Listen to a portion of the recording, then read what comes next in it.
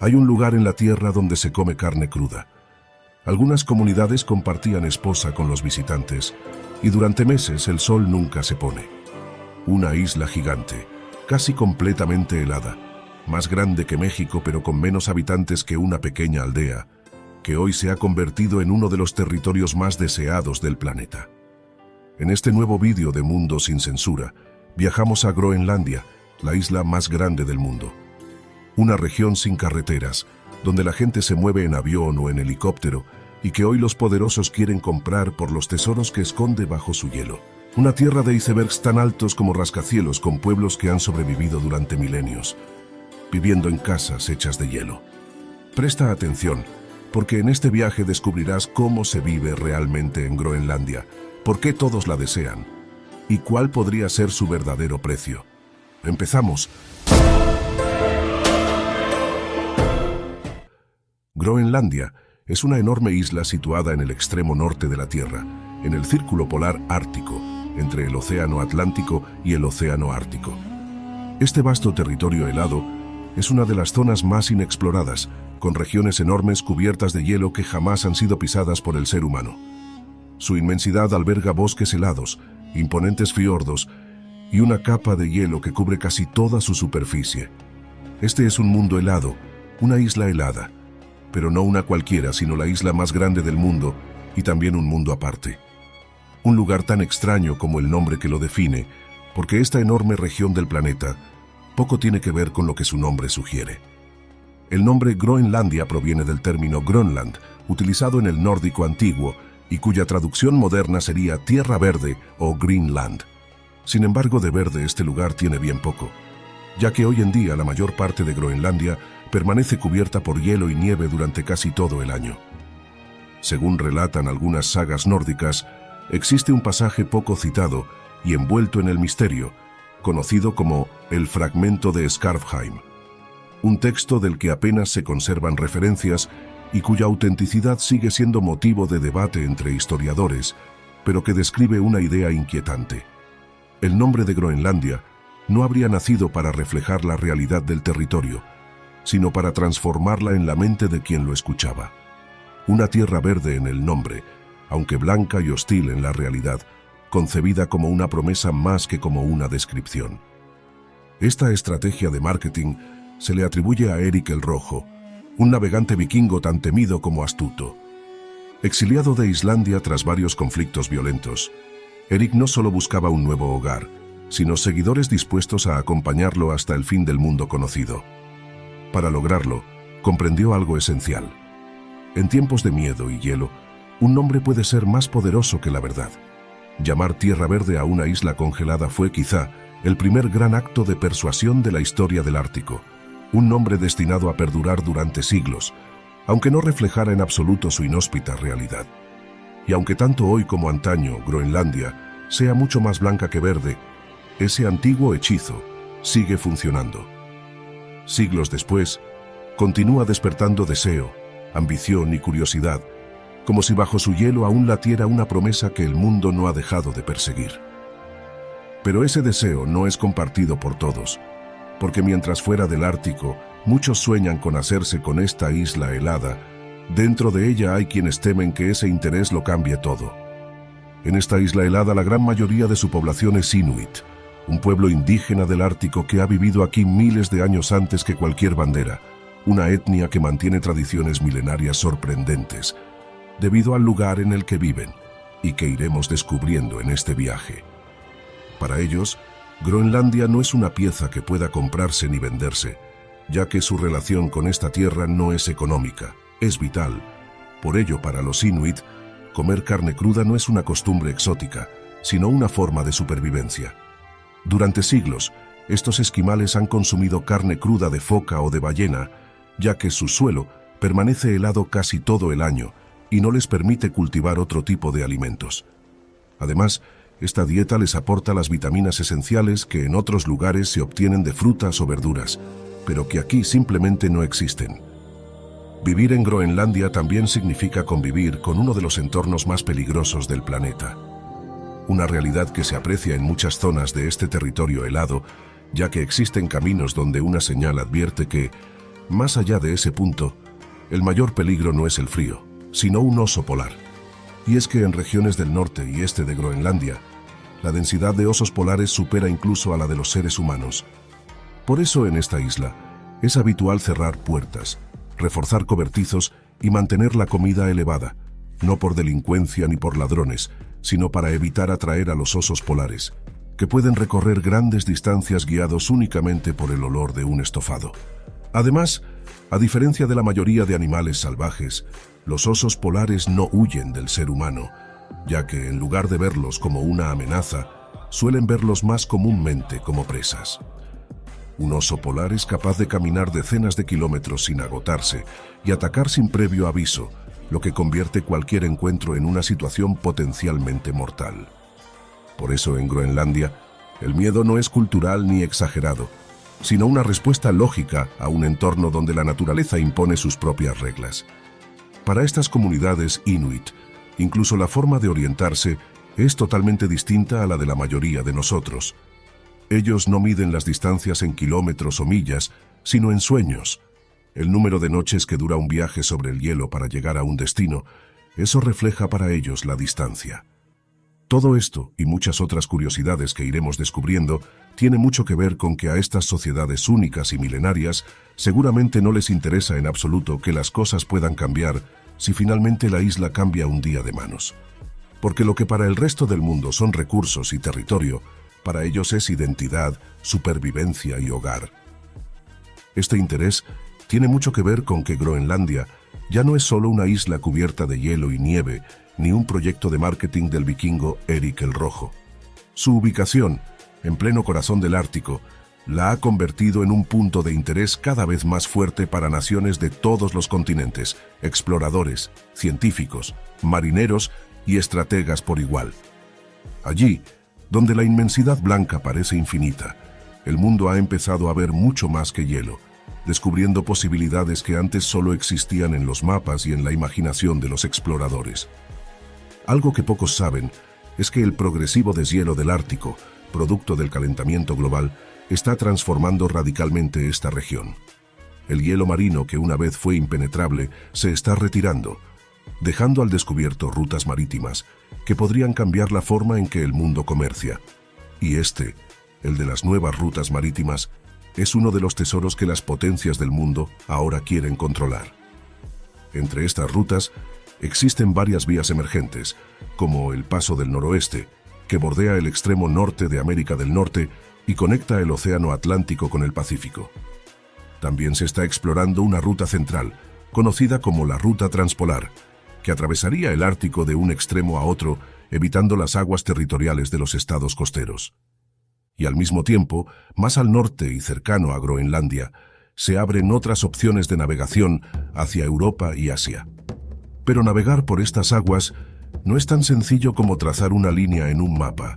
Aunque el hielo retroceda, los barcos que se aventuran en el Ártico necesitan tecnología punta, cascos reforzados y sistemas de navegación extremadamente precisos para no desaparecer entre bloques de hielo gigantes que se mueven sin aviso.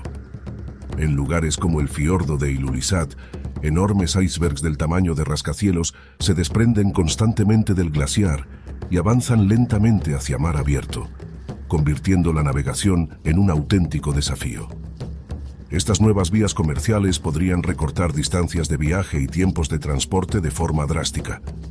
Por ejemplo, la conexión entre Europa y Asia, a través del Ártico, reduciría kilómetros y días de navegación en comparación con rutas tradicionales como el Canal de Suez o el de Panamá.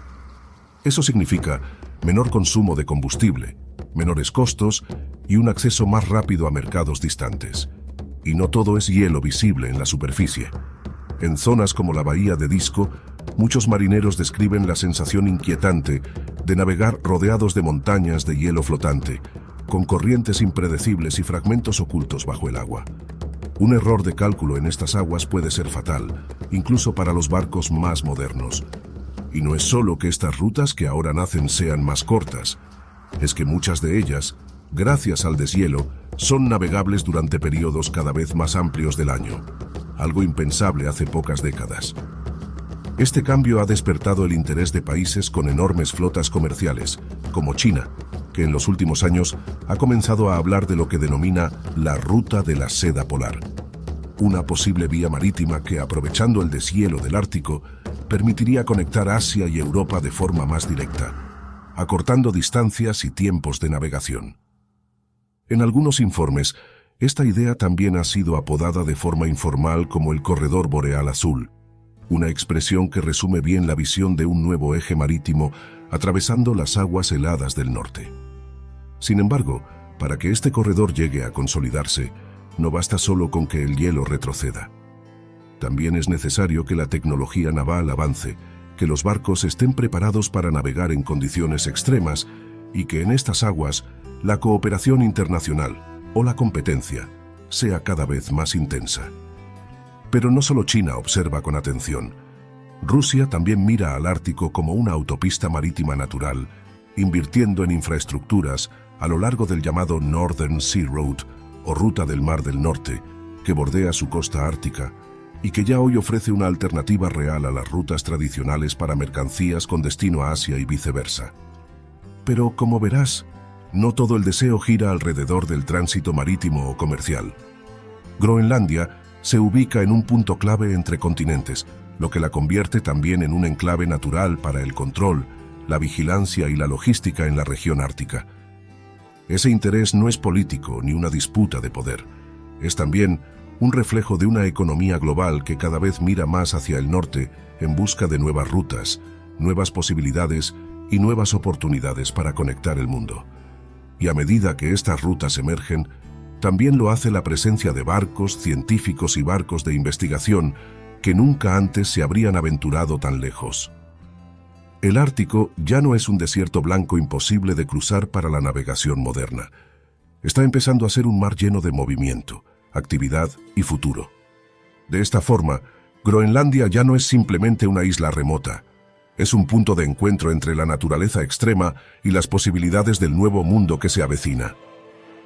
Un nuevo mundo que siempre estuvo ahí, oculto bajo kilómetros de hielo, o al menos desde que Groenlandia se formó como parte del globo terráqueo.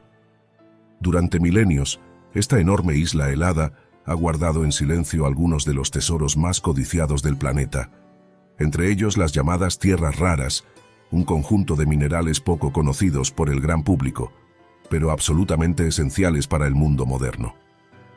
Las tierras raras no son raras porque escaseen, sino porque son difíciles de extraer y procesar. Sin embargo, son imprescindibles para fabricar teléfonos móviles, ordenadores, baterías de coches eléctricos, satélites y, cada vez más, para el desarrollo de la inteligencia artificial. Sin estos minerales, gran parte de la tecnología que usamos a diario simplemente dejaría de funcionar. Aquí es donde Groenlandia vuelve a despertar el deseo del mundo, ya que bajo su suelo helado se encuentran importantes depósitos de estos minerales estratégicos aún poco explotados. A medida que el hielo retrocede y la tecnología avanza, acceder a ellos resulta cada vez más viable. Y en un mundo cada vez más digitalizado, quien controle el suministro de tierras raras controla, en parte, el futuro tecnológico. Desde los vehículos eléctricos hasta los servidores que sostienen la nube y los sistemas de inteligencia artificial, gran parte de la tecnología moderna depende de una cadena invisible de materiales estratégicos. En el caso de Groenlandia, los estudios geológicos señalan un potencial especialmente relevante en neodimio, acompañado de otras tierras raras pesadas como el disprosio o el terbio, fundamentales para la fabricación de imanes de alto rendimiento. Recursos que, hasta hace poco, permanecían prácticamente inaccesibles bajo el hielo y que hoy empiezan a despertar un interés creciente. En una realidad en la que China concentra buena parte del suministro mundial de tierras raras, asegurar fuentes alternativas se ha convertido en una prioridad para otras potencias. Por eso, en una era dominada por la digitalización y la inteligencia artificial, quien controle el acceso a minerales como estos no solo controla recursos, sino la capacidad de construir el futuro tecnológico. Y Groenlandia, silenciosa y cubierta de hielo, guarda bajo su superficie algunos de los materiales más decisivos del siglo que comienza. Por este motivo, Estados Unidos observa y desea Groenlandia con especial interés. no solo por su posición geográfica o sus rutas marítimas emergentes, sino porque asegurar el acceso a tierras raras es clave para mantener el liderazgo en sectores como la inteligencia artificial, los centros de datos, las energías renovables y la tecnología de consumo. De hecho, muchos de los grandes centros de datos que alimentan la nube y la inteligencia artificial consumen enormes cantidades de energía y requieren componentes fabricados con estos minerales. Un dato curioso es que algunos expertos consideran que el futuro de la inteligencia artificial no se decidirá solo en laboratorios o servidores, sino también en lugares remotos como esta enorme isla helada. Una isla donde la energía renovable está en todas partes y donde el subsuelo esconde los materiales necesarios para construir la tecnología del mañana. Es por todo esto por lo que este lugar, que durante siglos fue visto como una tierra inhóspita y aislada, empieza a perfilarse como una pieza silenciosa, pero fundamental, del mundo que está por venir. Algo que pocos saben es que Groenlandia no es un país independiente.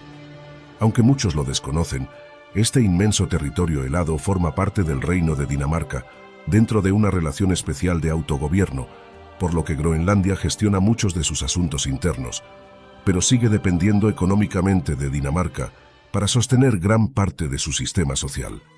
A diferencia de lo que suele pensarse, siendo un país perteneciente a Dinamarca, Groenlandia no forma parte de la Unión Europea, ya que abandonó la Comunidad Europea hace décadas, aunque mantiene acuerdos especiales y sigue recibiendo ayudas económicas tanto de Dinamarca como de Europa. Estas ayudas son esenciales para que la isla y sus pobladores puedan sostener servicios básicos, infraestructuras y empleo en un territorio donde absolutamente todo cuesta más y todo es más difícil. Como puedes imaginar, la economía groenlandesa es limitada y muy concreta.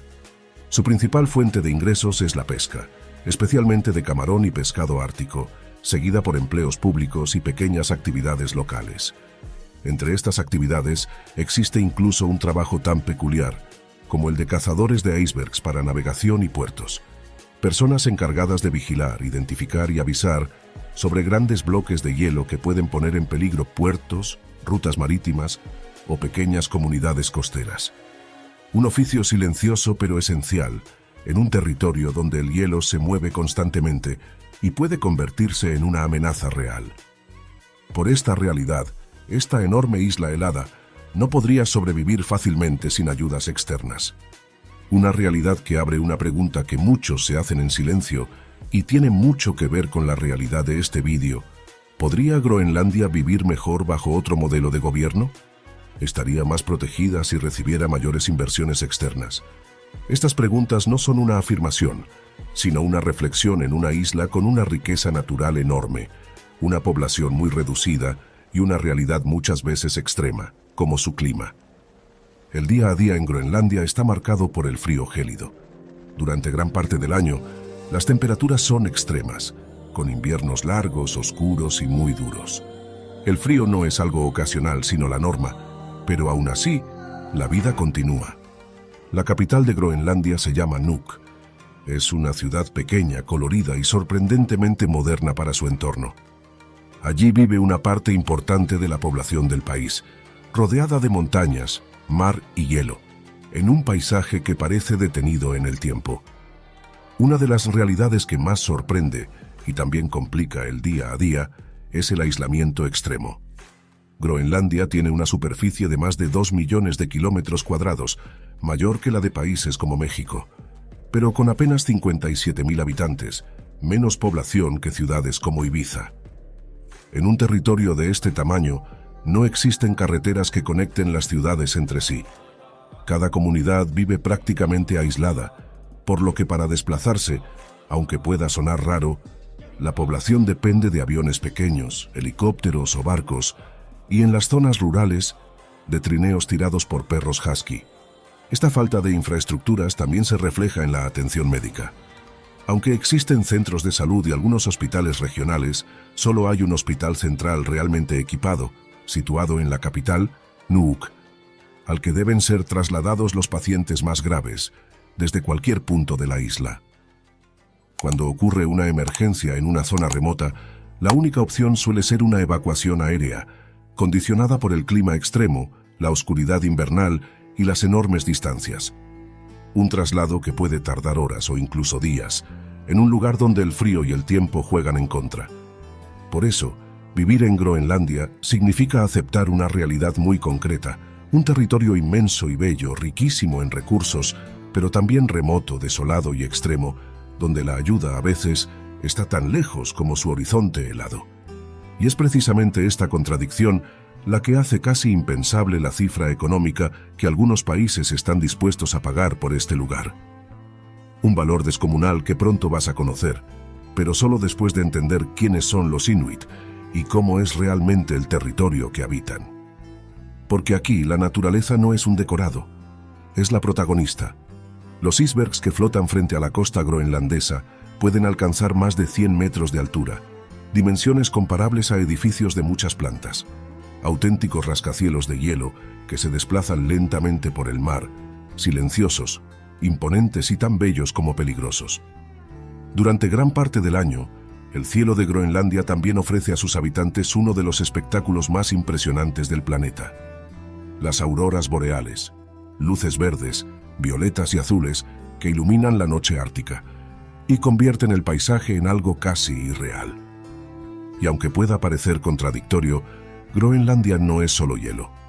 En verano aparecen tundras, valles y zonas verdes que florecen, haciendo honor al nombre que le dieron los antiguos vikingos durante unas pocas semanas de luz casi continua, en las que la noche desaparece por completo, una temporada conocida como día polar. Pero para entender realmente Groenlandia, hay que hablar de su gente. Más del 88% de la población es Inuit, un pueblo indígena del Ártico que habita estas tierras desde hace miles de años. El resto de la población es mayoritariamente de origen europeo, sobre todo danés. El término esquimal ha sido utilizado históricamente por pueblos externos para referirse a estas comunidades, aunque hoy puede resultar despectivo. En cambio, el término Inuit es el que ellos utilizan para identificarse, y en su propio idioma significa literalmente persona. Y ahora viene algo que casi nadie sabe. Según el significado de la palabra Inuit, no define una raza, sino simplemente a una persona. Eso significa que, de algún modo, tú también eres Inuit. Un Inuit que espero esté ahora mismo sorprendido y disfrutando de este viaje por Groenlandia. Si te ha sorprendido descubrirlo, este es el mejor momento para dejarnos un like y unirte a Mundo Sin Censura. Como estás viendo, aquí no hacemos vídeos rápidos ni repetimos lo que ya existe por internet. Aquí investigamos, viajamos y te contamos el mundo con curiosidad y sin filtros. Así que activa la campanita y forma parte de esta comunidad para no perderte ninguno de los viajes que compartimos cada semana. Volviendo a los Inuit, debido a que son mayoría, aunque el danés es el idioma oficial, la lengua más hablada en Groenlandia es el groenlandés, un idioma Inuit con múltiples dialectos. Los Inuit llegaron a Groenlandia desde Alaska y Siberia hace miles de años, cruzando regiones heladas durante la última glaciación. Aprendieron a sobrevivir en uno de los entornos más hostiles del planeta gracias a la cooperación, el ingenio y el respeto por la naturaleza. Tradicionalmente, su dieta incluía carne cruda de foca, ballena o pescado, ya que en su entorno no disponían de madera suficiente para cocinar. Por este motivo, otros pueblos comenzaron a referirse a ellos como comedores de carne cruda, una etiqueta externa que no definía su cultura, sino sus condiciones de supervivencia. Incluso hoy, muchos Inuit siguen consumiendo carne cruda como parte de una tradición ancestral profundamente ligada a su entorno y a su historia. En algunas comunidades Inuit existieron prácticas culturales que hoy resultan sorprendentes para muchos, como el intercambio de esposas, conocido como Tusu Sisut. No era una costumbre generalizada ni permanente, sino un gesto excepcional ligado a la hospitalidad, a la supervivencia en un entorno extremo y a la baja densidad de población. Estas prácticas se basaban siempre en el consentimiento de las personas implicadas y no formaban parte de la vida cotidiana de todas las comunidades. Sin embargo, dentro de su contexto tradicional, rechazar una invitación de este tipo podía interpretarse como una falta de respeto, no tanto hacia la pareja, sino hacia la comunidad que la ofrecía como símbolo de confianza y alianza. Esto no significaba que fuera imposible decir no, pero hacerlo podía romper equilibrios sociales muy delicados en lugares donde la cooperación era esencial para sobrevivir. Por eso, más que una obligación, se trataba de una norma social implícita, difícil de eludir sin consecuencias culturales. Existe un dicho groenlandés que resume bien esta forma ancestral de entender la vida. Cuando los cuervos se vuelvan blancos, una expresión que equivale a decir nunca. Un dicho que en el contexto de estas tradiciones refleja cómo en un mundo gobernado por el hielo, el aislamiento y la supervivencia, incluso lo que parece imposible podía llegar a suceder. Hoy, estas prácticas pertenecen casi por completo al pasado y forman parte del legado cultural inuit, más que de la vida moderna en Groenlandia, pero siguen siendo un reflejo poderoso de hasta qué punto la cultura humana se adapta, cuando vivir depende literalmente de los demás. Otro aspecto fascinante de la vida inuit son sus casas de hielo, los conocidos iglús.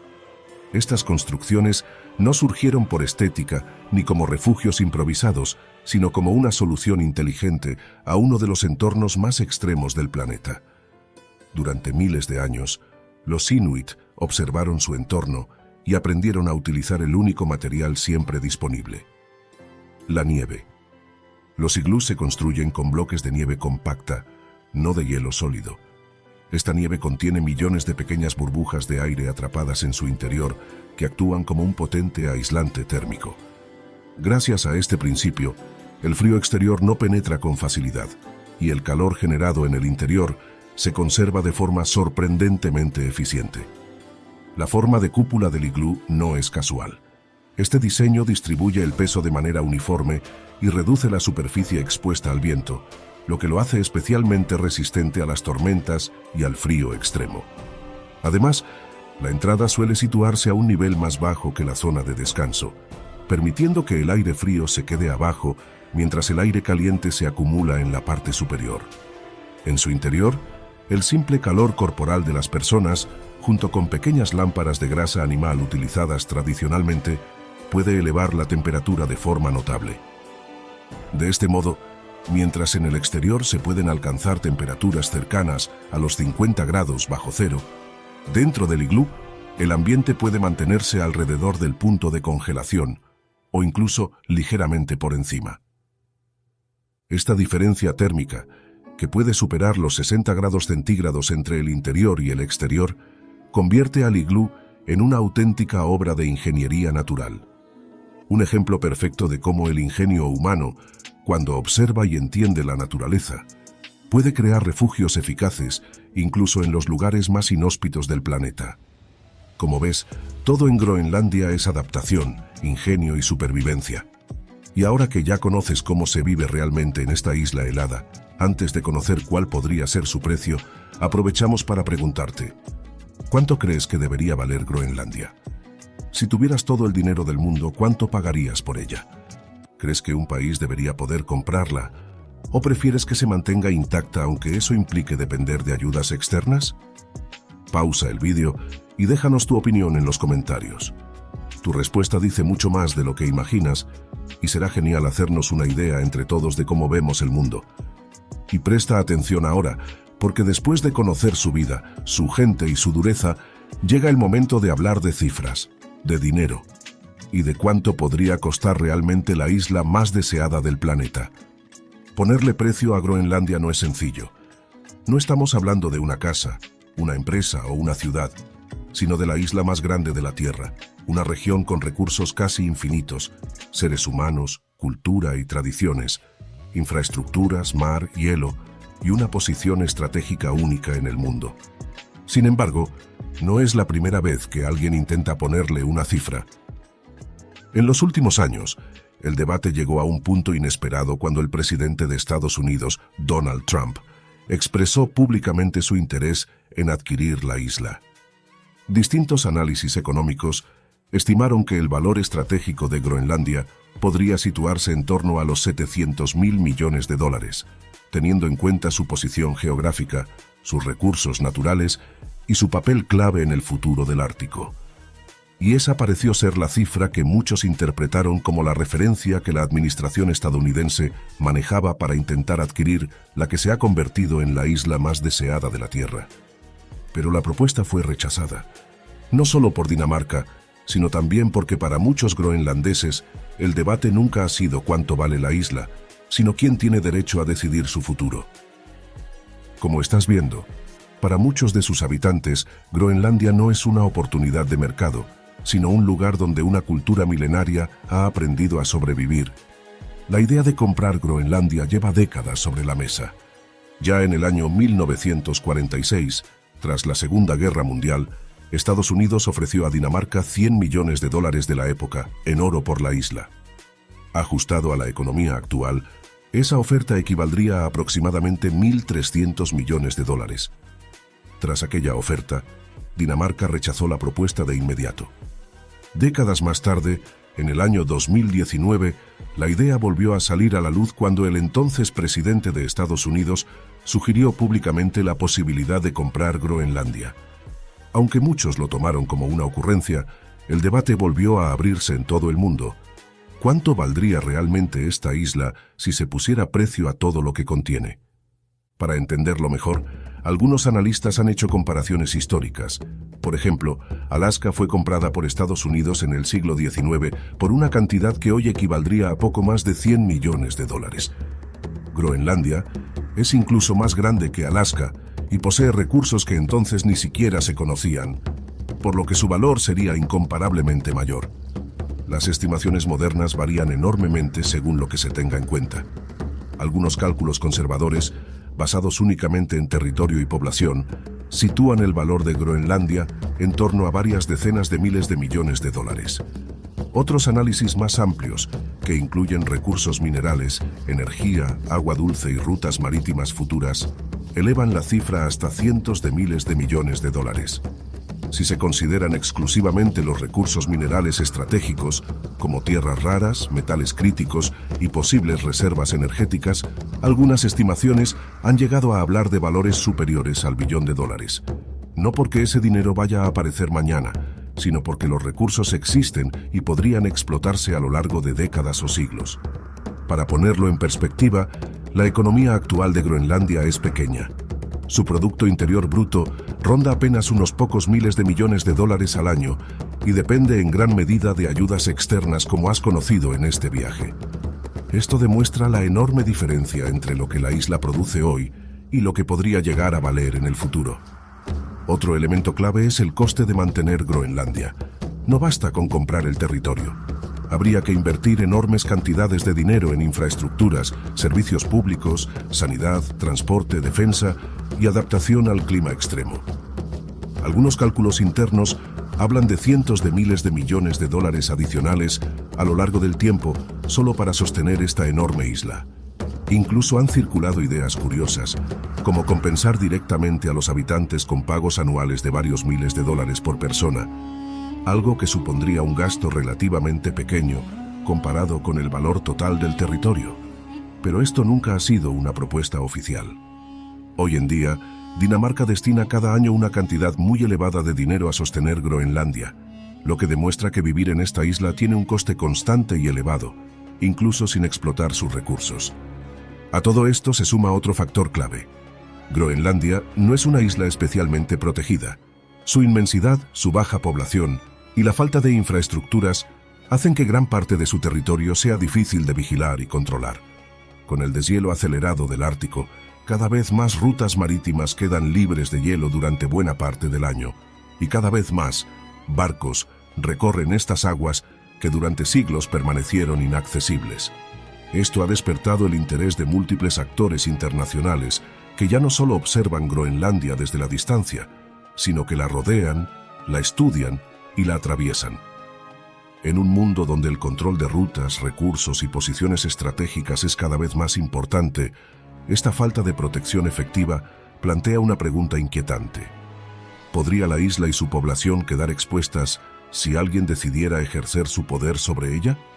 En este contexto, la idea de vender Groenlandia, o al menos de redefinir su estatus y su protección, deja de parecer una locura para convertirse en un debate complejo. Tal vez no se trate solo de dinero, sino de garantizar seguridad, estabilidad y control frente a un mundo cada vez más competitivo. A todo ello, se añade que gran parte del valor de Groenlandia sigue siendo potencial. Muchas de sus riquezas permanecen bajo kilómetros de hielo, en zonas sin carreteras, sin puertos adecuados y sin infraestructuras básicas. Convertir ese potencial en riqueza real llevaría décadas y exigiría inversiones colosales. Además, existen limitaciones medioambientales muy estrictas. La explotación de petróleo, gas o minería a gran escala está restringida, lo que añade aún más dificultad a la hora de calcular su precio real y su futuro. Groenlandia es al mismo tiempo una promesa inmensa y una responsabilidad enorme. Por eso, cuando se habla de cuánto podría estar dispuesto a pagar Estados Unidos u otro país por Groenlandia, no se habla de una cifra concreta y cerrada. Se habla de rangos, de escenarios y de apuestas a largo plazo. Lo que parece claro es que cualquier oferta seria tendría que situarse como mínimo en decenas de miles de millones de dólares, y probablemente mucho más si se tienen en cuenta los recursos estratégicos y el futuro del Ártico. Y llegamos a la gran pregunta final. ¿Crees que Groenlandia estaría mejor protegida y cuidada bajo el control de una gran potencia, con más infraestructuras, más inversión y más oportunidades para sus habitantes? ¿O crees que lo mejor es que siga como hasta ahora, preservando su cultura e identidad, su naturaleza y su forma de vida, aunque eso implique límites y dependencia de ayudas externas? Ahora que ya conoces su gente, su dureza, su belleza y su valor real, vuelve a responder con sinceridad, aunque sea distinta a la primera. ¿Venderías Groenlandia o la protegerías tal como está? Déjanos tu respuesta en los comentarios. Como ves, tal vez no sea la misma que habrías dado al comienzo del viaje, por eso descubrir el mundo con Mundo Sin Censura es una experiencia que no debes perderte. Esperamos que este viaje por Groenlandia te haya hecho verla con otros ojos. Si has llegado hasta aquí, ya formas parte de esta comunidad y quienes disfrutan descubriendo el mundo de otra manera. Si te ha gustado, la mejor manera de apoyarnos es dejarnos un like y compartir tu opinión en los comentarios. Y ahora no te vayas. El vídeo que aparece a continuación continúa este viaje y te llevará a otro lugar del mundo donde nada es exactamente como parece. Haz clic y seguimos descubriendo el planeta juntos.